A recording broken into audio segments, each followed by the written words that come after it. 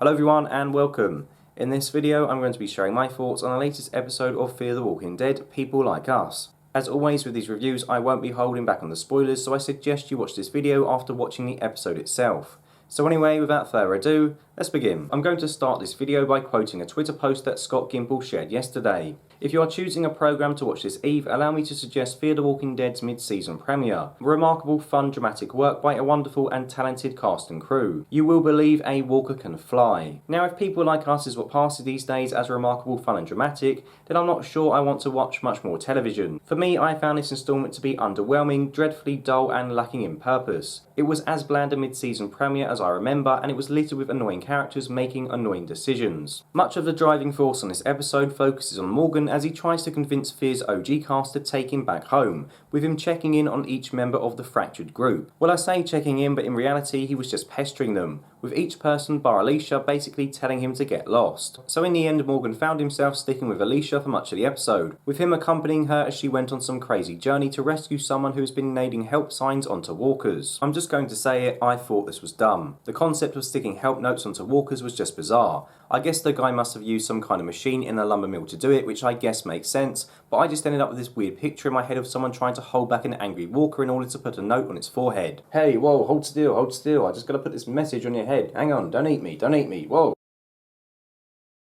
I mean, what's next? Giving walkers your mail and hoping they send it to the right person? Maybe it's just me, but I just couldn't get over how incredibly silly this all was. Speaking of silly, I don't know why Alicia felt so compelled to save the person sending the messages in the first place. You think she would have learnt back from that time in Season 2 when she helped the pirates board the Abigail not to trust everyone. This is just another example of characters on the show doing something which I wouldn't, which in turn takes me out of the show. If it were me, I would have just ignored the message. And maybe you'd say that's because I'm an evil bastard, but quite frankly my survival is more important than saving someone that I know nothing about. When characters make these kind of decisions, it makes it hard for me to care about them. And whilst I'm on the subject of bad decisions, I still don't know why anyone let Charlie stay as part of the group. She's just another example of an annoying child in the Walking Dead universe. And why is it that no children in Fear or in The Walking Dead do as they're bloody told? John told her to stay put, so what did she do? Well, she ran off, of course. Yay, hooray for children. The only two characters I really enjoyed seeing this week were Strand and Luciana. Both were hauled up in a nice big house they'd found, acting like total wasters by getting drunk every day. Strand's drunk shooting at Morgan made me smile, as did the scene that was almost ripped straight from The Amazing Spider-Man, in which Strand bludgeoned a walker to death with Luciana being oblivious to the whole thing. I liked seeing the pair of them not giving a shit about anything, just enjoying themselves and the moment. I also had never heard of the word ambulatory prior to Strand saying it. Apparently it means being able to walk, so I guess at least I learnt something watching this episode, because I didn't get much else out of it. Despite me liking the pair's moments together, I do want to quickly note that I found the segment in which Morgan first arrived at the house when he tried to convince Luciana and Strand to leave to be really oddly edited. The way the camera switched between Luciana and Strand as each one of them answered Morgan's questions just felt, I don't know, off. It was like Luciana and Strand weren't really in the same room together. To me it seemed like one of the pair's dialogue scenes were reshot and added in after. I just found the transition from one character to the next to be quite weird.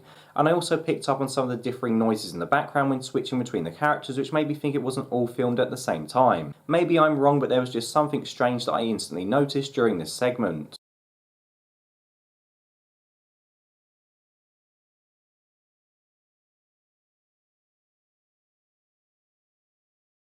Moving on, and so far I haven't really mentioned many individual specific events that took place during this episode, and that's because honestly there wasn't an awful lot that did happen. The majority of the episode just consisted of characters talking to one another and not actually doing a lot of note. Some of the dialogue was also incredibly cliche. For example, when Luciana spat at the line "what are we fighting for?", I found myself thinking, oh god, how many times have we heard this one before? The real problem I have with this episode, as I have already briefly mentioned, is that it lacked a real sense of purpose. There's no established villain in Fear at the moment, and there's also no real continuation of the story from the first half of the season, as all those loose ends were conveniently wrapped up come the end of the initial 8 episodes. So all we really have pushing the narrative forward at the moment is Morgan wanting to go home.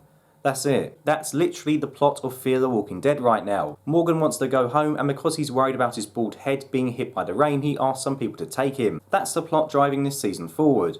and apparently according to AMC this is better than the potential storyline that was initially planned after the end of season 3. I don't think so. Morgan ran all the way to Texas from Alexandria initially, so why doesn't he just wait for his leg to heal and then run back? What? If he ran all the way to Texas, why can't he run home? He's already done it once. On a more serious note though, I currently see the season going in one of two directions. One, Morgan and the rest of the group decide to push on through the storm to get to Alexandria despite the weather conditions, which is just idiotic. Or two, Morgan's plans of leaving are put on hold until the storm subsides, which means we have to sit through 7 more episodes of characters trying to survive a storm, which isn't something that I signed up for. Maybe I'm being a bit too critical, but I just think that when your big narrative arc for the second half of the season just boils down to have the main characters encounter some bad weather, you've kind of hit rock bottom. Fear could have been something special, but now it's just boring. A lot of people on Twitter seem to be getting hyped up about the oncoming storm, but honestly, I don't care. I mean, it was stormy today where I live. Did I make a TV show about my struggle walking to work in the rain this morning? No, I didn't. This review is probably one of the shortest that I've done in quite a long time, and that's because I genuinely don't know what to say. Honestly, I was bored for much of the episode, and I'm not sure it's worth investing any more of my time into the show. This episode has done nothing to change how I felt come the end of the first half of the season. I realise now that I'm following characters that I don't care about on a journey that I also don't care about.